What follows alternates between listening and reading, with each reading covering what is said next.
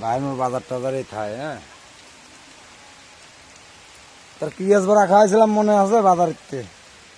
এই মনে আছে?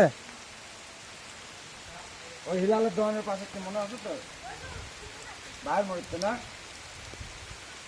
ট্রেনে বসে রয়েছিস ভাই,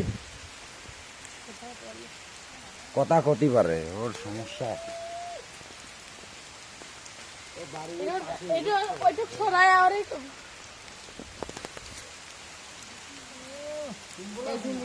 সবাই ছবি তুলতেছে। কি আছে? লজ্জা পাচ্ছে।